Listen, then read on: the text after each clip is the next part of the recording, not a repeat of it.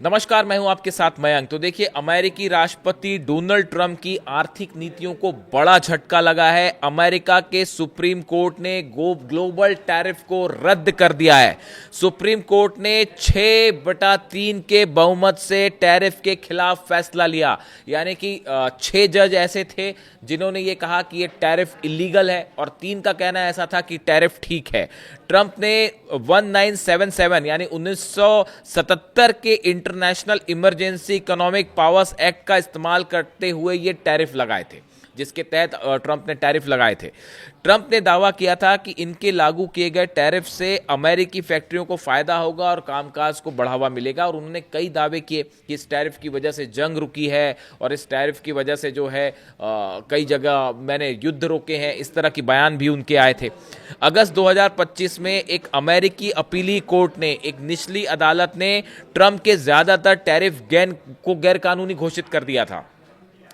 और टैरिफ को गैरकानूनी बताने पर अपील सुप्रीम कोर्ट में अपील करने गया था व्हाइट हाउस की तरफ से। जब लोअर कोर्ट ने डोनाल्ड ट्रंप के टैरिफ के पूरे प्लान को इलीगल घोषित किया और ज़्यादातर टैरिफ को इलीगल घोषित किया, तब व्हाइट हाउस की तरफ से सुप्रीम कोर्ट में एक याचिका दायर की गई और उसमें अपील की गई कि ये जो लोअर कोर्ट का आदेश है इस पर रोक लगाया जाए। लेकिन वहां पे बाजी और पलट गई। अब सुप्रीम कोर्ट ने जो है वो पूरे टैरिफ को ही जो है इलीगल घोषित कर दिया। अपने फैसले में अमेरिकी सुप्रीम कोर्ट ने कहा कि ट्रंप ने अपनी सीमा से बाहर जाकर अधिकारों का इस्तेमाल किया और नेशनल इमरजेंसी के लिए बने कानून का सहारा लिया। देखिए, नेशनल इमरजेंसी के लिए जो कानून बनाए गए थे उसका गलत तरीके से सहारा लेते हुए ये टैरिफ लगाए गए, ऐसा कहना है अमेरिका के सुप्रीम कोर्ट का। सुप्रीम कोर्ट के मुताबिक international emergency economic powers act राष्ट्रपति को टैरिफ लगाने की इजाजत नहीं देता। सुप्रीम कोर्ट ने 6/3 के बहुमत से ट्रंप के टैरिफ के खिलाफ फैसला लिया है।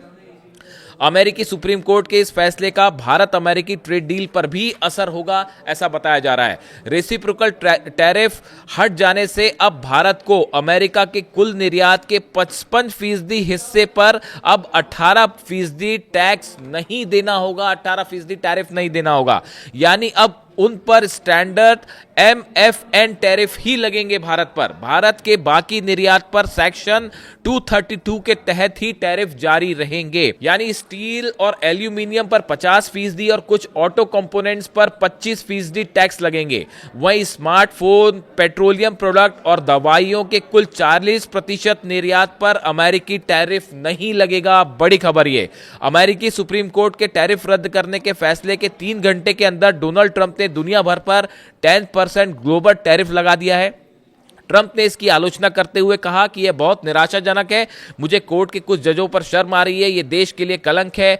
उनमें हमारे देश के लिए सही काम करने की हिम्मत नहीं है। भारत के साथ ट्रेड डील पर ट्रंप ने कहा कि इस डील में कोई बदलाव नहीं होगा और पीएम मोदी मेरे अच्छे दोस्त हैं। लेकिन बाद में ऐसा कहा गया कि व्हाइट हाउस के अधिकारियों की तरफ से बात क्लियर की गई है कि अब सभी पर जो है वो 10% ही टैरिफ लगने जा रहा है। यानी डोनाल्ड ट्रंप को लेकर के टैरिफ को लेकर सुप्रीम कोर्ट ने जो फैसला सुनाया है, इससे ट्रंप के टैरिफ प्लान को एक बड़ा झटका लगा है। और अब कई देशों पर जो टैरिफ लगाए गए थे, जो डील्स हुई थी, उसमें बड़ा परिवर्तन होगा और इसका पूरी दुनिया की अर्थव्यवस्था पर बड़ा असर पड़ता दिखाई दे रहा है। अब सवाल ये भी उठ रहे हैं कि क्या जो टैरिफ वसूला गया अमेरिका की तरफ से, क्या वो वापस लौटाना पड़ेगा? इसको लेकर अभी तमाम अलग अलग राय हैं, जिस पर थोड़ा इंतजार करना होगा कि आगे इस पर क्या डेवलपमेंट होता है।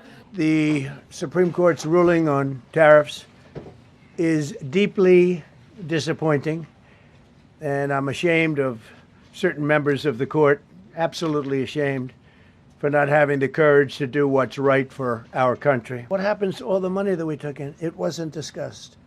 Wouldn't you think they would have put one sentence in there saying that keep the money or don't keep the money, right? I guess it has to get litigated for the next 2 years.